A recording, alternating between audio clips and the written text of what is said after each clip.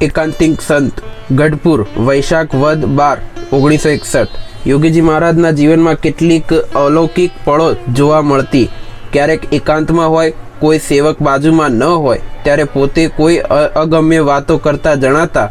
આજે પણ એવો જ એક પ્રસંગ બન્યો। કળશ જયંતીનો મહોત્સવ ધામધૂમથી ઉજવાઈ ગયો હતો। 51 સંતોએ દીક્ષા લીધી હતી। સ્વયં આનંદ મૂર્તિ હોવા છતાં કોઈ વિશેષ આનંદ સ્વામીશ્રીના મુખારવિંદ ઉપર ઉભરાતો હતો અને એકાંતની પળો મળતા સેવકો દૂર ઊભા હતા।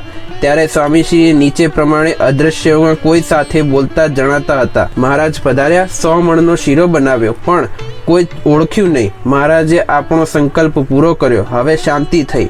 જાણો, મહારાજ સાક્ષાત પધાર્યા હોય અને આ અલૌકિક કાર્ય થયું હોય, સંતોએ ભાગવતી દીક્ષા લીધી હોય, એવો ભાવાર્થ ઉપરના તૂટક વાક્યોમાંથી સહેજે સમજાય છે અને ગર્ભિત રીતે એ પણ ફલિત થાય છે કે આ એકાંતિક સંત દ્વારા મહારાજે જ આ કાર્ય કર્યું। સાધુ ઈશ્વરચરણદાસ સ્વામી, જય સ્વામિનારાયણ।